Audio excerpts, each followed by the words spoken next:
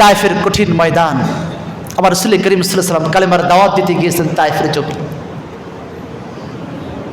পাথর মারতে মারতে আবার রাসূল করিম সাল্লাল্লাহু আলাইহি ওয়াসাল্লামের পবিত্র দেহ মোবারক রক্তাক্ত হতে হতে মাথা থেকে শুরু করে সমস্ত শরীর জখম হয়ে গিয়েছে।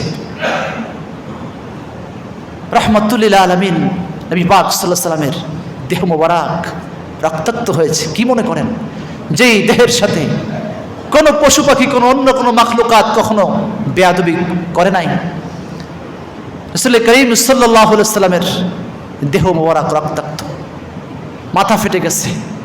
মাথার সেই রক্ত শরীর থেকে বেয়ে বেয়ে নিজের জুতা মোবারক খড়ম মোবারকের মধ্যে জমাট হয়ে এমনভাবে রক্ত জমাট হয়ে গেছে যে পা থেকে জুতা মোবারক আলাদা করতে পারছেন না। রক্তের সমস্ত শরীরটা রক্তে ভিজে গিয়েছে। ফেরেশতারা সহ্য করতে পারে না। রাসূল করিম সাল্লাল্লাহু আলাইহি ওয়াসাল্লাম মার খেয়ে আহত হয়ে রক্তাক্ত অবস্থায় তায়েফের জমিনে একটা বাগানের মধ্যে আশ্রয় নিয়েছেন। পাশে বড় বড় পাহাড় আপনারা অনেকেই দেখেছেন। রাসূল করিম সাল্লাল্লাহু আলাইহি ওয়াসাল্লাম যেই জায়গায় আহত হয়েছেন, রক্তাক্ত হয়েছেন, তার পাশেই অনেক বড় বড় পাহাড়। ফেরেশতারা শুধু একটু অনুমতি চায়। ওদিকে ওই যে উহুদের ময়দানে রক্তাক্ত হওয়ার ইতিহাস, দাঁত মোবারক ভেঙে গিয়েছে। চারটিখানি কথা নয়, রাসূল পাক সাল্লাল্লাহু আলাইহি ওয়াসাল্লাম সুস্থ সবল একজন মানুষের দাঁত ভাঙা, এটা কি মনে করেন? রাসূল পাক সাল্লাল্লাহু আলাইহি ওয়াসাল্লামের দাঁত মোবারক শহীদ হয়েছে, দাঁত ভেঙে পড়ে গিয়েছে পাথরের আঘাতে, তীরের আঘাতে। তায়েফের উহুদের জমিনটা রক্তাক্ত হয়েছে।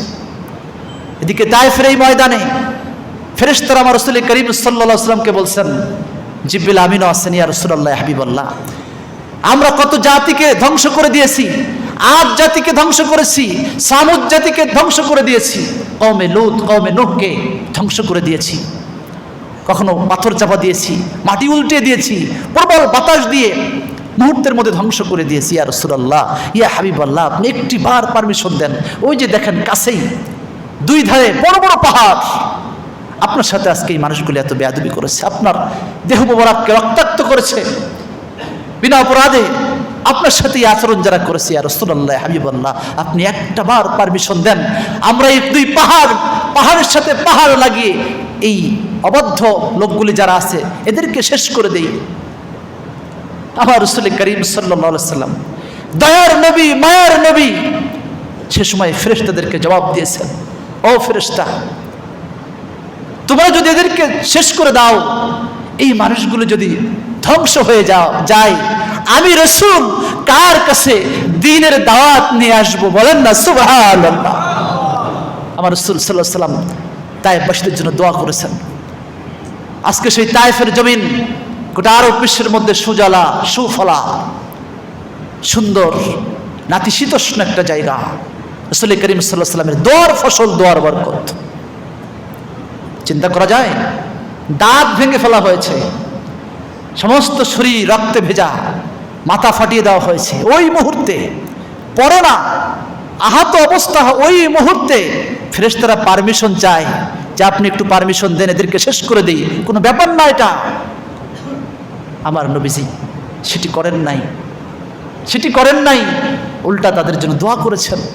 একটু চিন্তা করে দেখেন, আপনি আর আমি যদি হতাম, কেউ যদি আমার দাঁত ভেঙে ফেলতো, কেউ যদি আমার মাথা ফাটিয়ে ফেলতো, আর যদি প্রভাবশালী লোকজন এসে বলতো যে আপনার মাথা ফাটিয়ে দিয়েছে, দাঁত ভেঙে ফেলেছে, আপনি শুধু অর্ডার দেন, সব শেষ করে দেয়, আমরা তো বিনা দ্বিধায় চোখ বুজে অর্ডার দিয়ে দিতাম যে আমাকে মেরেছে, আমার দাঁত ভেঙে ফেলেছে, মাথা ফাটিয়ে ফেলেছে, যাও যারা এই কাজ করেছে তাদেরকে শেষ করে দাও। কথা বলেন ঠিক কিনা? রউফ আর রহিম এমনি এমনি হন নাই, কত বড় স্নেহশীল, কত বড় মায়াশীল এই জাতির প্রতি আমার রাসূল করিম সাল্লাল্লাহু আলাইহি ওয়াসাল্লাম ছিলেন।